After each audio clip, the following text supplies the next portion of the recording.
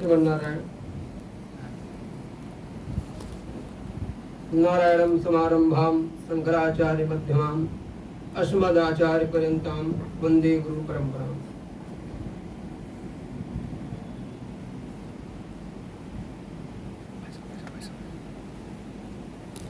आज हम सभी व्यास पूजा के निमित्त यहाँ उपस्थित हुए हैं। व्यास पूजा जो कि अपने यहाँ आषाढ़ मास पूर्णिमा को व्यास पूर्णिमा के नाते हम सभी मनाते हैं और उस पर्व को व्यास पूजा के निमित्त मनाते हैं। आज श्रावण के अधिक मास की पूर्णिमा है। ठीक एक मास बाद हम लोग ये उत्सव कर रहे हैं। फिर भी परंपरा की रक्षा होनी चाहिए, उसका खंडन नहीं होना चाहिए। एक मास बाद भी कर रहे हैं तो भी ठीक ही है। लोप होने से अच्छा है कि उसकी रक्षा हो जाए। यदि ना होती तो छूट जाता, लोप हो जाता। जिस कर्म का लोप हो जाता है उसके साथ साथ वह संस्कृति और ज्ञान भी लोप हो जाता है। इसलिए कर्म लोप ना हो, समय के बाद में भी ऐसे कार्यों को कर लेना चाहिए। आज हम सभी लोग उस निमित्त यहाँ उपस्थित हैं। इस कार्यक्रम की अध्यक्षता कर रहे हम सभी के मार्गदर्शक माननीय मनोज दीक्षित जी भाई साहब, इस सभागार में उपस्थित संघ के प्रचारक श्रीमान आशुतोष जी, अन्य दायित्वधारी कार्यकर्तागण एवं जिस बैनर तले यह कार्यक्रम है, भारतीय शिक्षण मंडल अवध प्रांत के आदरणीय संगठन मंत्री श्रीमान शिवेंद्र जी,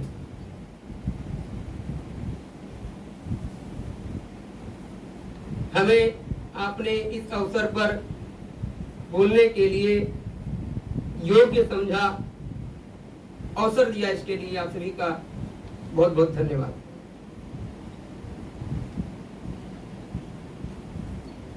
भारतीय संस्कृति की जो विशेषता है, जो अन्य किसी संस्कृति में नहीं है, वो है कृतज्ञता की प्रधानता। और इसी कृतज्ञ प्रायरता के नाते भारत में एक अद्वितीय विचार ने जन्म लिया है। भारत के बाहर जितनी भी संस्कृतियों ने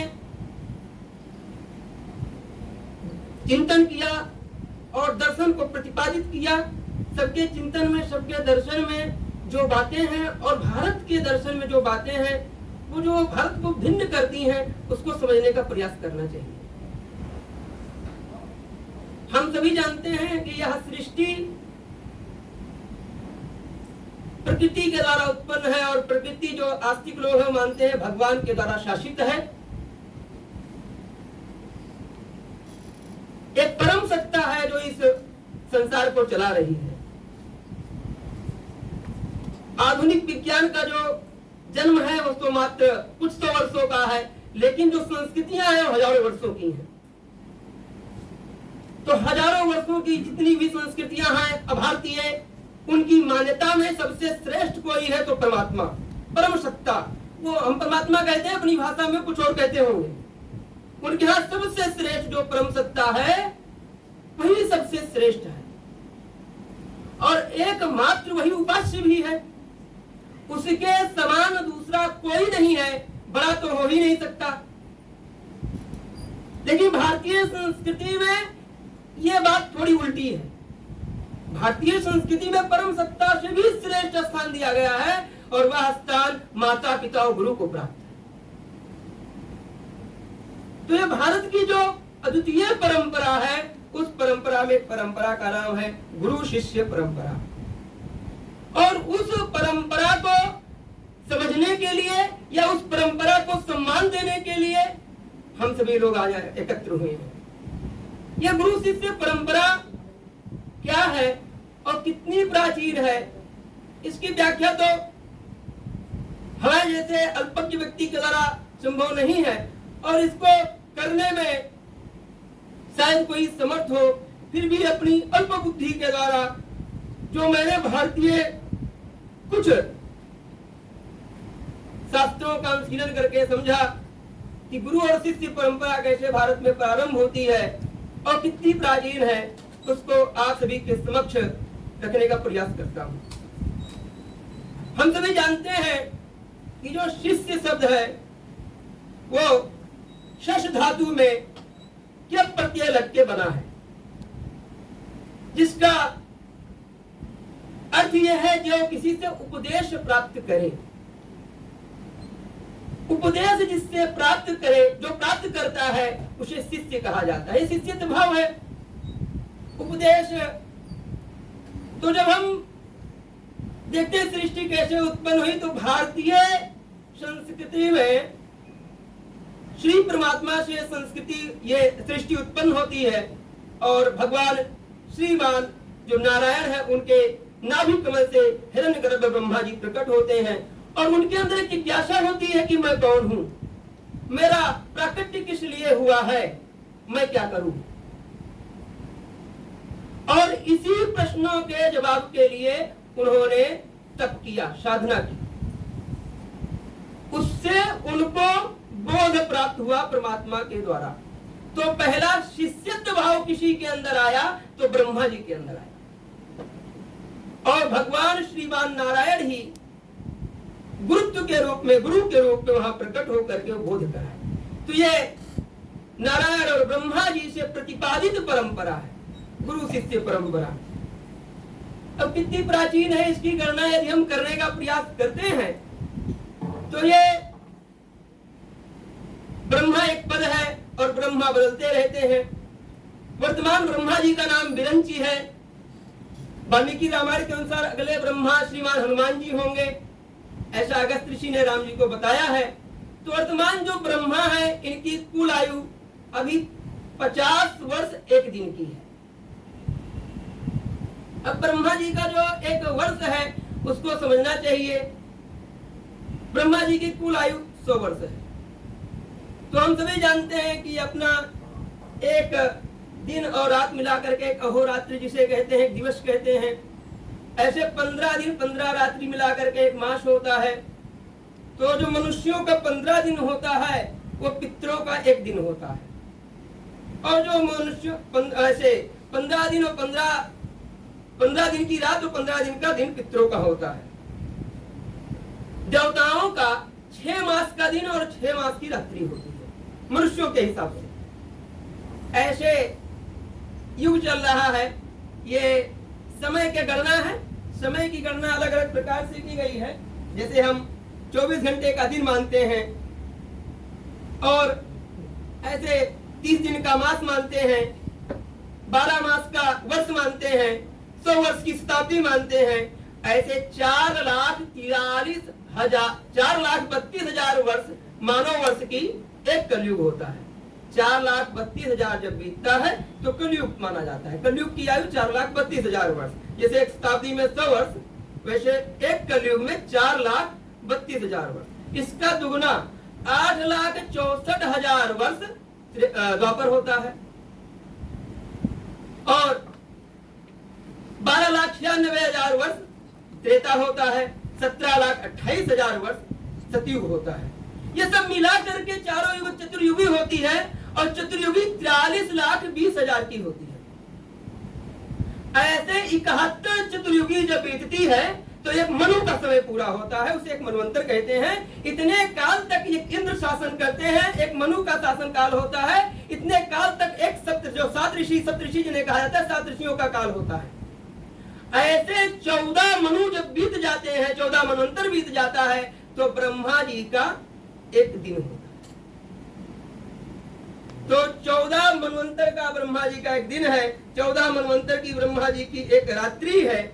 ऐसे जब आप इसको जोड़ेंगे तो 4,32 ब्रह्मा 4,32 वर्ष ब्रह्मा जी का 1 दिन है, मानो मिलाकर।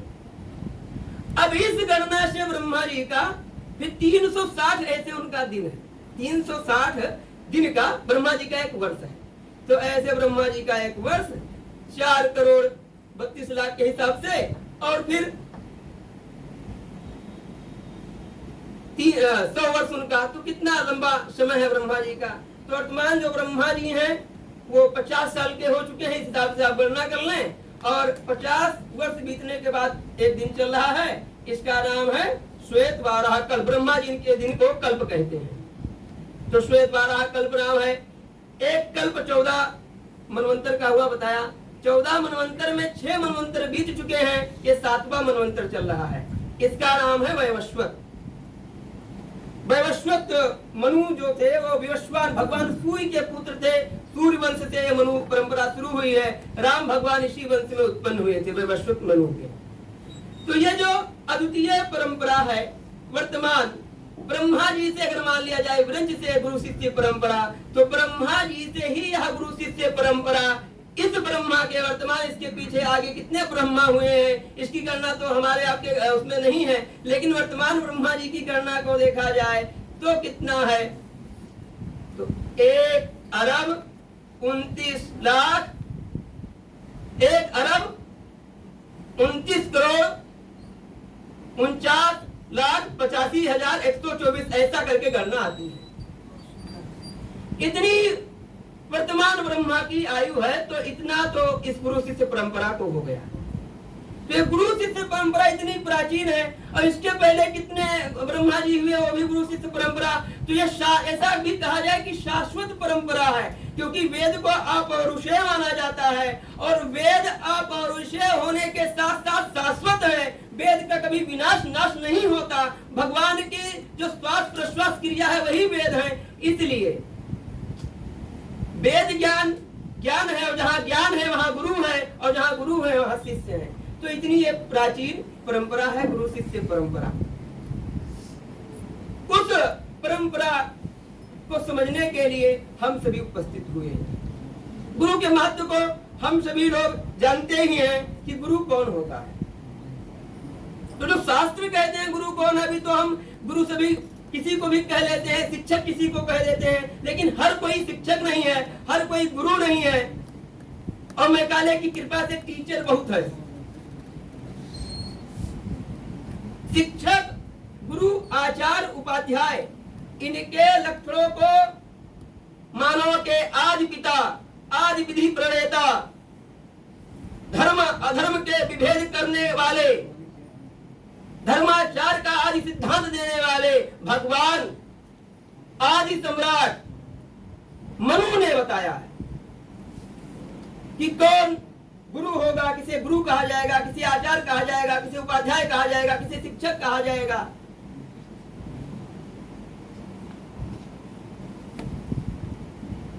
गुरु के बारे में शास्त्र कहता है धर्मज्ञ धर्मकर्ता च सदा धर्मपरायणः तत्त्वेभ्यो शास्त्रार्थ उपदेशकः सह गुरु उच्यते। तो गुरु हर कोई नहीं है, जो धर्मज्ञ हो, धर्म को जानने वाला हो। और केवल धर्मज्ञ ना हो, धर्म को जानने वाला तो दुर्योधन कहता है कि जानामि में धर्मम न च में प्रवृत्ति। तो केवल धर्मज्ञ हो तो नहीं चलेगा, धर्म करता च, धर्म करने वाला हो, धर्म परायण, तत्व को जानने वाला हो, और शास्त्र का उपदेश करे, मनमाना उपदेश ना करे। यदि उसके अंदर कोई दोष है, उसके अंदर कोई कमी है, तो उन दोषों को प्रमाणित करने के लिए बता दे अपने शिष्य को कि ये भी ठीक है। अपने दोष को, अपनी कमियों को ज्ञान के रूप में प्रतिपादित न करे, उसका उपदेश करने वाला गुरु नहीं है। जो शास्त्र सम्मत है, जो श्रेष्ठ है, उसका उपदेश करने वाला गुरु है। तो गुरु के लक्षण है।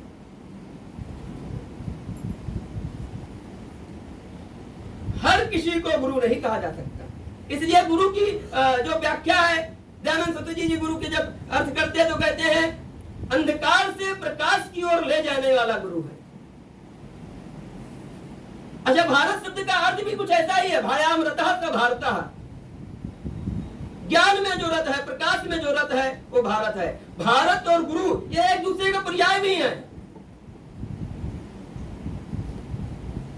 जब हम देखते हैं भारत के विचार को, तो भारत में ज्ञान की बहुत महत्ता है। इसलिए वेद कहता है प्रज्ञानम ब्रह्म, ज्ञान ही ईश्वर है और ज्ञान के द्वारा ईश्वर जाना जाता है। इसलिए ज्ञान मार्ग एक परंपरा है अध्यात्म जगत की। यहाँ अध्यात्म का ज्ञान से, विज्ञान से कोई विभेद नहीं है। तो ऐसी ये जो ज्ञान विज्ञान की परंपरा है, इस परंपरा का नाम है गुरु शिष्य परंपरा। जब हम इस गुरु शिष्य परंपरा को देखते हैं, इस संसार में परमात्मा के लिए कुछ भी जानने के लिए शेष नहीं है, कुछ भी करने के लिए शेष नहीं है। परमात्मा को कोई कुछ सिखा सके, क्योंकि सब कुछ उनसे ही उत्पन्न है। फिर भी जब वो मनुष्य के रूप में प्रकट होते हैं, इस पृथ्वी पर आते हैं, तो वह भगवान भी जिस परंपरा का उल्लंघन नहीं करते, उस महान परंपरा का नाम है गुरु शिष्य परंपरा। परमात्मा राम हो, परमात्मा कृष्ण हो, राम ने भी जाकर के गुरु वशिष्ठ के सानिध्य में ज्ञान को प्राप्त किया। और राम भगवान थे, परमात्मा थे, फिर भी लौकिक धर्म का पालन करते हुए गुरु सेवा करते थे, गुरु आज्ञा पालन करते थे, विश्वामित्र की सेवा करते थे, पद चापते थे, पैर की सेवा करते थे, उनके जागने से पहले उठते थे, उनके सोने के बाद सोते थे, गुरु आज्ञा के अनुसार ही सारा कार्य करते थे। तो परमात्मा भी जिस परंपरा का उल्लंघन नहीं करता, परम सत्ता भी जिस परंपरा का उल्लंघन नहीं करती, उसका नाम है गुरु शिष्य परंपरा। यह भारत की अद्वितीय परंपरा है। गुरु की महिमा अनंत है, हम सभी जानते ही हैं। शास्त्रों में इसको प्रमाणित भी किया गया है और वर्तमान में यही बात सत्य है। एक कथा है, उपनिषदों में भी यह विषय आया है और महाभारत में भी आया है। एक अयोध धौम्य नाम के गुरु हुए, उनके आरुड़ी नामक एक शिष्य था। एक दिन बरसात हो रही थी, धान लगा था, पानी उसका बह रहा था। गुरु ने आज्ञा की कि जाकर के उसका मेल बांधो तो पानी न बहे। आरुड़ी गए, उन्होंने पानी का, चूंकि बहाव बहुत तेज था, बार बार बांध रहे थे, बार बार वो बह जा रहा था, बहुत प्रयास किया, लेकिन जब बांध न सके तो वहां लेट गए उसकी जगह पर और पानी रुक गया। पूरी रात्रि बीत गई, ये लौट करके नहीं आए। सुबह हुआ तो उन्होंने पता किया, गुरुदेव ने कहा है, आरुड़ी पता चला हो तो आपने भेजा था, आए नहीं लौट करके। देखने के लिए गए तो हम मेरे की जगह पर वो लेटे हुए थे। तो गुरु ने कहा कि उठ जाओ तुम, और मेरे आशीर्वाद से बिना वेद पढ़े, बिना वेद पढ़ाए ब्रह्मांड का समस्त ज्ञान तुम्हारे अंदर इसी समय प्रकट हो जाएगा। और ब्रह्मांड का सारा ज्ञान उनके अंदर प्रकट हो गया, ब्रह्म बोध से संपन्न हो गए, ब्रह्म ऋषि हो गए। और वो आरुड़ी इतिहास प्रसिद्ध उद्यालक ऋषि हुए, जिनके पौत्र ने नाती अष्टावक्र मुनि हुए। 12 वर्ष की आयु में उन्होंने दुनिया के सबसे उस समय श्रेष्ठ विद्वान बंदी को जाकर के चुनौती दी थी। और जब उन्होंने कहा उद्यालक ऋषि से कि मैं जाकर के उनको साथ में पराजित करूंगा, तो उन्होंने कहा तुम्हारी आयु बहुत कम है और तुम्हारा शिक्षा भी पूरी नहीं है, तुम कैसे चुनौती दोगे? तो अष्टावक्र जी ने जो बात कही वही ज्ञान का, विद्या का विषय है। उन्होंने कहा कि किसी से भी ज्ञान के मार्ग में, विद्या के मार्ग में जीतने के लिए अध्ययन महत्वपूर्ण नहीं होता, गुरु का आशीर्वाद महत्वपूर्ण होता है। यदि गुरु आशीर्वाद दे दे तो इससे मैं जीत जाऊंगा। और ज्ञान अभिमानी को जीतने के लिए तो गुरु का आशीर्वाद ही पर्याप्त है। बंदी कितने भी विद्वान क्यों ना हो, लेकिन ज्ञान अभिमानी है। उन्होंने अपने ज्ञान के अभिमान में अनेक विद्वानों को काल कलवित कर दिया है, समुद्र में डुबा दिया है। और मैं आपके आशीर्वाद से अवश्य उन्हें पराजित करूंगा। और ये जग जानता है कि 12 वर्ष के अष्टावक्र ने उनको पराजित किया। ऐसे अनेक उदाहरण हम सभी जानते हैं कि दुर्योधन और युधिष्ठिर का विषय, दुर्योधन और युधिष्ठिर में कोई अंतर नहीं था। अगर युधिष्ठिर बलवान थे, विद्वान थे, दुर्योधन भी था। शास्त्र का मर्मज्ञ था। जब कर्ण का विषय आया, कर्ण ने कहा मैं अर्जुन से लड़ूंगा। उन्होंने कहा केवल राजपुत्र लड़ सकते हैं। तो उसने कहा कि शास्त्र एक निर्णय करता है कि राजा के तीन प्रकार से तय होता है, राजा कौन बनेगा। तो एक तो कुलीन होना चाहिए, कुल से होना चाहिए। दूसरा सेनापति राजा हो सकता है। तीसरा जो सूरवीर हो राजा हो सकता है। ये सूरवीर है इसलिए राजा बनेगा। मैं पढ़ा एक देश मेरे अधीन अंग देश का राजा बनाता हूँ। तो उसने शास्त्र की बात कही ना, पितामह भीष्म ने उसको स्वीकार किया और राजा बनाया गया उनके सामने। तो दुर्योधन धर्म का कम जाता नहीं था, बलवान इतना था कि उससे कोई लड़ नहीं सकता था। गदा युद्ध का महायोद्धा था। पूरे पृथ्वी पर बलराम के अलावा कोई उससे लड़ने वाला नहीं था उस समय। तो ऐसा दुर्योधन, फिर भी युधिष्ठिर राजा क्यों? युधिष्ठिर के पक्ष में धर्म क्यों? तो उन्होंने गुरु की उस वाक्य को आत्मसात किया था, सत्यम मत धर्मम च। एक वाक्य को गुरु के जो आत्मसात कर लेता है, उसके नेतृत्व को परमात्मा कृष्ण भी स्वीकार कर लेते हैं। यही है गुरु शिष्य परंपरा। गुरु के जो वाक्य को आत्मसात कर ले, परमात्मा भी उसका नेतृत्व स्वीकार कर ले। यह गुरु शिष्य परंपरा है। तो यह महान परंपरा भारत की अद्वितीय थाती है। छीड़ हुई है, ह्रास हुआ है कलयुग के प्रभाव से, लेकिन अभी भी इसको मानने वाले लोग हैं, आत्मसात किए हुए लोग हैं जो गुरु को परमात्मा तत्व ही मानते हैं। आध्यात्मिक जगत में तो कहा जाता है कि आध्यात्मिक मंत्रों की सिद्धि तब मिलती है जब परमात्मा को, मंत्र को और गुरु को एक मान लिया जाए। तीनों का एकात्म बोध का नाम ही सिद्धि है आध्यात्मिक जगत में। तो गुरु परमात्मा में कोई अंतर नहीं रह जाता। यह भारतीय दर्शन है गुरु के प्रति। ऐसी महान परंपरा आदिकाल से अपने यहां चली आ रही है। अपने यहां गुरुकुल परंपरा थी, आज नष्ट हुई। उस गुरुकुल परंपरा में जो विद्यार्थी 5 साल से ऊपर होता था, उसका एक गोपवित आदि करा करके गुरुकुल भेजा जाता था।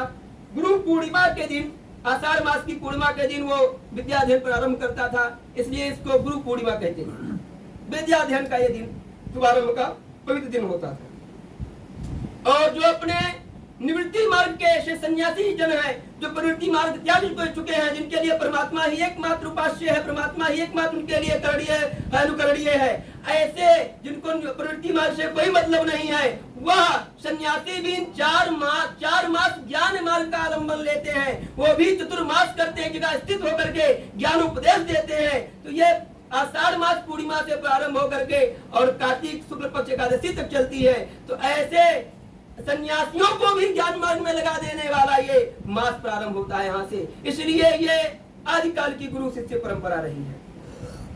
अपने यहाँ अभी से हम सभी कह रहे हैं व्यास पूर्णिमा, व्यास का क्या संबंध है इसका? तो व्यास एक पद है। व्यास का काम क्या है? व्यास का काम होता है, चूंकि सतयुग, त्रेता, द्वापर, कलयुग ऐसे क्रम चलता है। कलयुग के बाद पुनः सतयुग आता है। सतयुग में जो मेधा शक्ति है, आयु है, बहुत अत्यधिक होती है, उससे ह्रास होता है त्रेता में, उससे ह्रास होता है द्वापर में, सबसे कम होता है कलयुग में। वेद ज्ञान अनंत है, उसके अर्थों को समझने की जो बुद्धि है, जो सामर्थ्य लोगों में नहीं है। हम सभी ये अष्टांग योग के बारे में सुना होगा। अष्टांग योग में पहला जो चरण है उसका नाम है यम। यम बहुत आसान चीज है। 5 लक्षण उसके हैं, 5 तत्व है उसमें। पहला है अहिंसा। मनसा वाचा कर्मणा होती है, कितने लोग अहिंसक होंगे? सत्य, ब्रह्मचर्य, अस्तेय, अपरिग्रह। ये पांचों में से एक भी लक्षण किसी के अंदर विद्यमान हो तो समझ लीजिए वो महापुरुष है। और ये पांचों लक्षण से हीन लोग सर्वत्र विद्यमान है। जो अष्टांग योग का पहला लक्षण है, जो ऐसे आप सोचिए, फिर नियम है, फिर आसन है, प्रत्याहार है, प्राणायाम है, धारणा, ध्यान, फिर समाधि है। समाधि में जाकर के ऋषियों ने आत्म साक्षात करके जिस ज्ञान को उद्भाषित किया था, उस ज्ञान को समझने का सामर्थ्य आज के लोगों में कहाँ रह गया है। इसलिए इस ज्ञान को कोई कलयुग में समझ नहीं सकता था। तो बड़ा उपकार किया है उस परंपरागत ज्ञान को लिपिबद्ध करके, उनके विधा के अनुसार, गुण के अनुसार विस्तृत विभाग करके ऐसी एक परंपरा रहती है। प्रत्येक चतुर्युगी के द्वापर में एक महापुरुष, भगवत प्रायण महापुरुष व्यास के पद पर अधिष्ठित होकर के समस्त ज्ञान विज्ञान को विभाग करके लोगों को प्रदान करते हैं। जैसे कलिकाल कलयुग में परंपरागत रूप से ज्ञान सुरक्षित है, ज्यादातर तो हरास होना ही है, होगा, लेकिन फिर भी कुछ ऐसे धर्मपरायण लोग होंगे, ज्ञान परायण लोग होंगे, योग परायण लोग होंगे जो उसको सुरक्षित रखेंगे। इसलिए उस पद पर विभूषित होकर के ऐसा ज्ञान मार्ग को सुलभ करने का काम ये व्यास के पद पर अधिष्ठित महापुरुष जन करते हैं। अभी ये इस मनवंतर का 28वां कलयुग चल रहा है। इसका मतलब 28 द्वापर बीत चुके हैं, तो 28 व्यास हो चुके हैं। ये 28वें व्यास का काल बीता है। इसके सबसे पहले जो प्रथम व्यास थे वो स्वयं ब्रह्मा जी ही व्यास थे। दूसरे व्यास प्रजापति थे, तीसरे व्यास शुक्राचार्य थे, चौथे व्यास बृहस्पति थे। ऐसे फिर इंद्र, सूर्य आदि व्यास बने। और 26वें व्यास पराशर ऋषि थे। उनके पहले वशिष्ठ भी व्यास रह चुके हैं। 26वें व्यास शक्ति थे, 27वें व्यास पराशर थे, और 28वें व्यास इसके पहले जो कलयुग आया है स्वयं भगवान श्री विष्णु के 6वें अंश से उत्पन्न कृष्ण द्वैपायन मुनि व्यास के पद पर अधिष्ठित हुए, जिन्हें हम वेद व्यास के रूप में जानते हैं। कृष्ण द्वैपायन मुनि के बारे में तमाम प्रकार की कथा कथानक आप लोगों ने पढ़ा होगा, समझा होगा। वही बात मैं भी बताता हूँ। सुधन्वा नाम के एक राजा थे। दया योग से उनकी पुत्री का जन्म एक अप्सरा जो कि 7 वर्ष मछली हो गई थी उससे हुआ था। एक मछुआरे के यहाँ पली थी, मत्स्यगंधा नाम था। उनसे राजा सुधन्वा की पुत्री और ऋषि पराशर जो वशिष्ठ के पौत्र थे, कृष्ण द्वैपायन मुनि वेदव्यास का जन्म हुआ था। कृष्ण द्वैपायन मुनि वेदव्यास ने वेद की जो संहिता थी ऋग यजु साम में, उसको ऋग्वेद, यजुर्वेद, सामवेद और अथर्ववेद के रूप में 4 विभागों में बांट करके हमको प्रदान किया। इस सृष्टि के इतिहास को, पृथ्वी का नहीं पूरी सृष्टि के इतिहास को, समस्त विज्ञान को उन्होंने 18 पुराण, 18 उपपुराण, 18 औपपुराण, ऐसे 54 पुराणों में ग्रंथित करके और दुनिया का सबसे बड़ा महाकाव्य महाभारत की रचना करके सकल मानव जाति पर उपकार किया। महाभारत के बारे में कहा जाता है कि दुनिया के जितने भी साहित्य हैं वो महाभारत के उच्छिष्ट मात्र है, जूठन है। जो कुछ दुनिया में कहीं भी है वो सब महाभारत में है, और जो कुछ महाभारत में नहीं है वो फिर कहीं भी नहीं है। ज्ञान की बात हो, नीति की बात हो, धर्म की बात हो, कर्म की बात हो, कुछ भी जिज्ञासा हो, कुछ भी जानना हो, समझना हो, तो महाभारत को उठा करके और एक बार अनुशीलन कर लीजिए, सब मिल जाएगा। हम सभी जानते हैं आज दुनिया का सबसे बड़ा दर्शन का जो ग्रंथ है, स्वीकृति भी है, सब स्वीकार करते हैं, श्रीमद् भगवत गीता। महाभारत से ही तो संकलन करके भगवान आदि शंकराचार्य ने दिया है, उसको निकाल करके। विदुर नीति, विदुर जैसी धर्म की नीति एक बार पढ़ लीजिए तो आपको धर्म का बोध हो जाए। विष्णु सहस्त्र नाम स्तोत्र, ऐसे अद्भुत शिव सहस्त्र नाम स्तोत्र, तमाम स्तोत्र, तमाम प्रकार की नीतियां सब महाभारत में उल्लिखित है। आज हमको जब अपने इतिहास को देखना होता है तो या तो लड़ मेघालय के षड्यंत्र को जाकर के देखते हैं और वहां से अपनी बुद्धि कुत्सित, कलंकित, विदूषित कर लेते हैं, और या फिर यदि पवित्र रूप से भारत को जानना हो तो वेदव्यास के चरणों में बैठ करके हमको उनके ग्रंथों को देखना पड़ता है। अगर भारत को जानना है तो वेदव्यास को जानना होगा, वेदव्यास के ग्रंथ को जानना होगा। वेदव्यास को जानना है तो इस गुरु शिष्य परंपरा को स्वीकार करना पड़ेगा, क्योंकि ये गुरु शिष्य परंपरा से ज्ञान प्राप्त है। ये ज्ञान भगवान आदि शंकराचार्य कहते हैं कि जो परंपरा को छोड़ करके अनुशीलन करके ज्ञान का उपदेश करता है, वो स्वयं विमूढ़ता को प्राप्त करता है और अपने वाले लोगों को भी अंधकार में धकेल देता है। इसलिए परंपरा प्राप्त ज्ञान ही भारत में स्वीकारोक्त है। आपकी बुद्धि, आप कहेंगे मैं अपनी बुद्धि से समझ रहा हूं, आपकी बुद्धि है कितनी? आप कैसे समझ सकते हैं?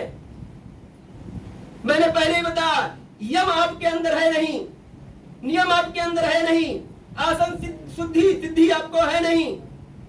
जितेंद्रिय होने के लिए पहला तो आसन सिद्ध हो।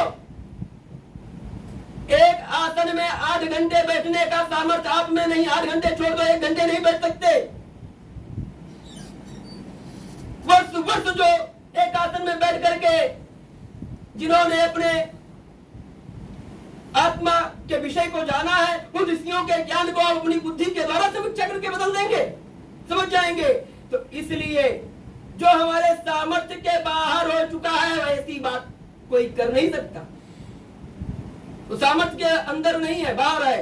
परंपरागत ज्ञान ही स्वीकार है। इसलिए जब हम कहते हैं तो परंपरागत गुरु परंपरा, नारायण परंपरा, नारायण से गुरु शिष्य परंपरा आती है। भगवान नारायण ब्रह्मा जी को उपदेश करते हैं, ब्रह्मा जी अपने 10 प्रजापति पुत्रों को उपदेश करते हैं, मनु भगवान अपने पुत्रों को उपदेश करते हैं और वहां से भगवान मनु से ब्रह्मा से परंपरा शुरू होती है। आदि काल से लेकर अनादि तक परंपरा जाती है, अविच्छिन्न परंपरा है, टूटती नहीं है। और इसी परंपरा में जाकर के जो ज्ञान को प्राप्त करता है उसे ज्ञानी कहा जाता है। बाकी सर्वत्र ज्ञान व्याप्त है और ज्ञान गुरु शिष्य परंपरा के द्वारा ही उद्भासित होता है, अन्य कोई मार्ग नहीं है।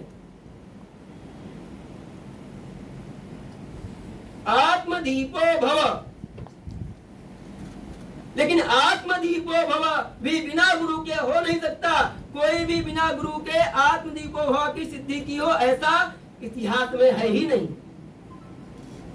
आत्म तत्व को जानने का जो विषय है, पहले गुरु चरणों में बैठ करके ही जानना होता है कि कैसे आत्मदीपो भव की प्राप्ति होगी। अन्य मतावलंबी उसे अपदीपो भव कहते हैं। वेद का सूत्र है, उन्होंने उसको वहां से लिया है, शास्त्र सूत्र। अपनी आत्मा चूंकि परमात्मा की प्रतिनिधि है, ईश्वर अंश जीव अविनाशी, इसलिए वो भी परमात्मा से जुड़ा हुआ विषय है। और जब हम उसका आत्म साक्षात्कार कर लेते हैं तो परमात्मा का साक्षात्कार हो जाता है। तो उस अथाह ज्ञान, अनंत ज्ञान, असीम ज्ञान से हम स्वयं जुड़ जाते हैं। इसलिए वो भी परंपरागत ही है। तो गुरु शिष्य परंपरा जो अद्वितीय परंपरा है, ऐसी महान परंपरा, कालांतर में इस पर हमारा विश्वास कम हुआ होगा। हम उस प्रकार से इसको समझने में समर्थ नहीं रहे होंगे। लेकिन हमको अभी भी, यदि जैसे तमाम ऐसे लोग हुए जो स्वयं आचार्य हुए, उन्होंने ज्ञान की बातें बड़े बड़े करी, तार्किक बातें बड़ी बड़ी की और बुद्धि के दुरुपयोग के द्वारा उन्होंने तमाम बातों का खंडन कर दिया। लेकिन एक भी परंपरा प्राप्त व्यक्ति सिद्ध पुरुष नहीं हुआ। भारतीय इतिहास में जाकर के देख लीजिए, जिसने भी भारतीय इतिहास में सिद्धि को प्राप्त किया है वो सभी के सभी परंपरा प्राप्त आचार्य हैं। व्यक्ति सिद्ध तब हो सकता है, सार्थक तब हो सकता है जब उसे परंपरा से ज्ञान की समुपलब्धि हो। और इस परंपरा प्राप्त ज्ञान को ही समझने के लिए ये व्यास पूर्णिमा है, ये व्यास पूजा है। कहते हैं कि शास्त्र कहता है अपूज्य यत्र पूज्यन्ते पूज्या नाम तु विमानिना तत्र तीर्ण परिवर्तन्ते दुर्भिक्षम मरणम भयम। जहां अपूज्य की पूजा होती है और पूजनीय व्यक्ति का समादर नहीं होता, उसका अपमान होता है, वहां तीन चीजें बढ़ती हैं, निवास करती हैं, दुर्भिक्ष, मरण और भय। इसलिए हमारे यहाँ पूजा किसकी, इस पर बड़ा विचार किया गया है। सबकी किसी की पूजा नहीं हो जाएगी, कोई भी पूजनीय नहीं हो जाएगा। जिसका कृत्य, जिसकी कृति, जिसका कृत्य, जिसका चरित्र अनुकरणीय हो, अनुसरणीय हो, प्रमाणित हो, उसी की पूजा होगी। और वही पूजनीय है। भावनाओं में जाकर के किसी की पूजा करने लगेंगे, उससे पूजा नहीं होती। श्री कृष्ण श्रीमद् भगवद गीता में कहते हैं कि संसार में उपास्य केवल मैं एक हूं, मेरी ही सभी लोग उपासना करते हैं। अंतर सब इतना है कि जो भूतों के रूप में, प्रेतों के रूप में मुझे पूजते हैं, उनकी आस्था को उसी में मैं दृढ़ कर देता हूं, और मृत्यु के बाद वह उसको प्राप्त होते हैं, अर्थात भूत प्रेत ही बन जाते हैं। लेकिन जो मुझे पूजता है वो मुझे प्राप्त करता है। तो परमात्मा का सायुज्य कब प्राप्त होता है? तब प्राप्त होता है जब स्वेच्छाचार को हम छोड़ते हैं और शास्त्र सम्मत बातों को स्वीकार करते हैं। शास्त्र सम्मत परंपरागत ज्ञान ही हमारे कल्याण का मार्ग है। और व्यास पूजा, व्यास पूर्णिमा, गुरु शिष्य परंपरा इसी के संरक्षण की, इसी के संवहन की बात करती है, या इसी के लिए यह है। जब हम व्यास से जुड़ते हैं तो परंपरा से जुड़ते हैं, जब हम व्यास का बोध करते हैं तो परंपरा का बोध करते हैं, जब हम व्यास का बोध करते हैं तो भारत के उस विजित इतिहास का, अद्वितीय इतिहास का बोध करते हैं, जिसमें संस्कृति के, संस्कार के, ज्ञान के, विज्ञान के, अध्यात्म के, योग के जितने भी आप सोच सकते हैं, उन सभी के सिस्टम शिखर को भारतीयों ने प्राप्त किया था।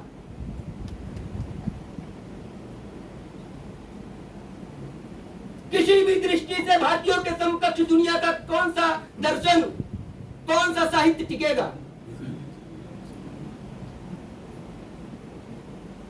हमने अगर भौतिक चिंतन किया है तो चार्वाक के रूप में ऋण लेकर के शराब पीने की बात नहीं की, ऋण लेकर के घृत पीने का बात किया है। हमारा भौतिकवाद का चिंतन भी दुनिया के समस्त भौतिकवादियों से श्रेष्ठ है, या आप ये कहिए समाज के लिए श्रेष्ठ है, समाज के लिए अनुकूल लाभप्रद है। हम ऋण लेकर के भौतिकवादी चिंतन भी करते हैं तो भोग भी कैसा, जिससे शारीरिक पुष्टि हो, शरीर नष्ट ना हो। घृत पीने से शरीर बनेगा ना। तो यह भौतिक चिंतन हमारा, आध्यात्मिक चिंतन में तो दुनिया का कोई व्यक्ति टिकता ही नहीं है। वो तो हमारे सामने समझ लीजिए कि रजकण भी नहीं है, अदृश्य अवस्था में है, इतनी सूक्ष्मदर्शी भी देखने को नहीं दिखेंगे, इस स्थिति में है। आध्यात्मिक चिंतन तो है नहीं। योग के प्रणेता तो भारत ही है। और दर्शन शब्द आता है, दर्शन तो दुनिया वाले फालतू प्रयोग कर रहे हैं, उसका कोई मतलब नहीं है, क्योंकि दर्शन तो केवल भारतीयों ने किया है। इसलिए यहाँ कहते हैं ऋग्वेद के जो मंत्र आदि हैं उनको कहते हैं मंत्र दृष्टा, भगवान को देखा है। दर्शन केवल भारतीयों ने किया है। हाँ, भारतीयों ने तो केवल उसको चुरा करके, किसी से जान करके, अपनी बुद्धि लगा करके उसको प्रतिपादित किया है। भारतीयों ने परमात्मा से लेकर के आत्मा तक का, खगोल से लेकर के भूगोल तक का, इसलिए दर्शन नहीं किया होता तो कैसे लिखते कि सूर्य की गति क्या है, चंद्र की गति क्या है, 1000 वर्ष पूर्व कौन सा चंद्र ग्रहण लगेगा, 1000 पहले कौन सा लगा था, उसके बाद कब आएगा। हमारे ऋषियों ने, मुनियों ने, और उन्होंने विज्ञान के बहुत बड़े बड़े प्रयोगशालाएं बना करके नहीं, एक सूत्र उन्होंने वेदांत से लिया, एक पिंडे तत् ब्रह्मांडे, एक पिंड का जो स्वरूप है ब्रह्मांड का स्वरूप है, और उस पिंड का उन्होंने आत्म साक्षात कर लिया, अपने आप का आत्म साक्षात कर लिया और समस्त ब्रह्मांड के रहस्यों को उद्भाषित कर दिया। उन्होंने कहा यह ब्रह्मांड का स्वरूप है। आज आधुनिक विज्ञान कह रहा है कि ब्रह्मांड विस्तारित हो रहा है, ब्रह्मांड के अलावा भी ब्रह्मांड हो सकते हैं, पृथ्वी के अलावा भी जीवन हो सकता है। अब श्री रामचरितमानस देख लीजिए, काकुसुम जी कहते हैं कि मैं जो है गुरु के साध्यकाल में उड़ा कौआ बन के अलग अलग ब्रह्मांडों में गया, अलग अलग ब्रह्मा देखा, अलग अलग विष्णु देखा, अलग अलग शिव देखा, अलग अलग राम देखे, दशरथ देखे, कई ब्रह्मांड है, कई जीवन है। आज का विज्ञान हम ये कहें कि भारतीय दर्शन का या ज्ञान का या विज्ञान का उच्छिष्ट मात्र है तो अत्युक्ति नहीं है। इसलिए हमको भारतीय उस महान ज्ञान परंपरा को समझना पड़ेगा, जानना पड़ेगा, और उस महान परंपरा को जानने समझने के लिए ऐसे आर्ष ऋषियों को समझना और जानना पड़ेगा। और उसके मूल में जो एक विराटतम महापुरुष खड़े हैं वेदव्यास, इनको समझना पड़ेगा। हम सभी लोग इस पावन पर्व पर आज से कम से कम ये संकल्प करें कि वेद व्यास का कोई ना कोई साहित्य प्रतिदिन कुछ ना कुछ अंश में पढ़ेंगे। यदि हमें भारतीय बनना है और हमें भारत को समझना है तो बिना वेद व्यास के साहित्य को समझे हम भारतीय बन नहीं सकते और भारत को समझ नहीं सकते, क्योंकि भारत वेद व्यास के उन कृतियों से ही उद्भासित होता है और बाकी शेष जगह षड्यंत्र पूर्वक भारत को विरूपित करने का, नष्ट करने का पूरा प्रयास किया गया है। अभी एक प्रश्न अगर मैं पूछूं कि भारत किसके नाम पर है, यहां बैठे हुए अधिकांश लोग 2-4 नाम लेंगे, तो भारत उन व्यक्तियों के नाम पर है क्या? भारत शब्द सबसे पहले कहां प्रयोग किया गया है? जब ये विषय संविधान निर्माण के समय उठा था, इंडिया शब्द प्रयुक्त किया जा रहा था, दक्षिण के कोई सांसद थे, उन्होंने बताया था कि इस पर बड़ा व्याख्यान दिया उन्होंने, और इंडिया दैट इज भारत उनके व्याख्यान के कारण लिखा गया और उन्होंने बताया कि भारत ऋग्वेद में प्रयुक्त किया गया है। ऋग्वेद, वेद में किसी पुरुष मनुष्य का वर्णन नहीं है, लोक साहित्य का वर्णन नहीं है, वेद भगवान की वाणी है, अपौरुषेय है और वहां भारत वर्णन किया गया है। भारत का अर्थ होता है सूर्य की आभा,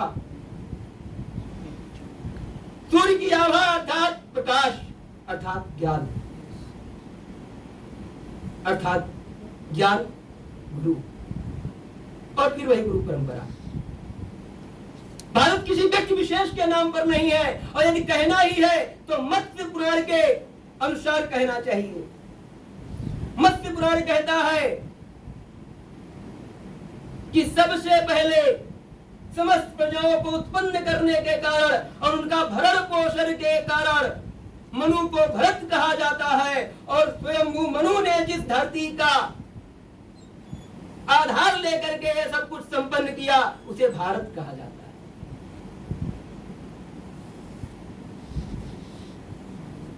इसीलिए मैंने पहले कहा कि बिना वेद व्यास को समझे, वेद व्यास के साहित्य को समझे, हम भारत को नहीं समझ सकते। आज इस अवसर पर मैं आप लोगों से यही आग्रह करूंगा कि हम सभी एक तो गुरु शिष्य परंपरा के महत्व को समझते हुए इस परंपरा को अब उस प्रकार से गुरुकुल में जाकर के स्वीकार कर पाए ना कर पाए, लेकिन फिर भी व्यक्तिगत जीवन में कैसे हम इनको इसके पालन करने वाले बन सकते हैं, इस पर विचार करें। और दूसरा, भारत को समझने के लिए हम किस प्रकार से वेदव्यास आदि ऋषियों के उन अनुपम कृतियों को जिनके द्वारा भारत प्रकट होता है उनका अनुशीलन करें, धीरे धीरे कुछ अंशों में उनको पढ़ें और परंपरागत आचार्यों के द्वारा उनको समझने का प्रयास करें। जहां ऐसे ऋषियों के संदर्भ में विचार विमर्श हो उसमें शामिल हो, जहां याज्ञवल्क्य, अष्टावक्र, नचिकेता, वेदव्यास, शक्ति, पराशर, वशिष्ठ, अगस्त्य, विश्वामित्र, शुक्राचार्य, दुनिया की सबसे श्रेष्ठ नीति राजनीति का आदि ग्रंथ शुक्र नीति है, मनुस्मृति, मनु आदि का जहां संदर्भ मिले उनको समझने का प्रयास करें। इनके ऊपर जहां विमर्श हो रहा उसको शामिल होकर के उसमें उनको समझने का प्रयास करें। आप सभी लोगों से इन्हीं शुभ कामनाओं के साथ, शुभ अपेक्षाओं के साथ मैं अपनी वाणी को विराम देता हूँ। श्री वंदना।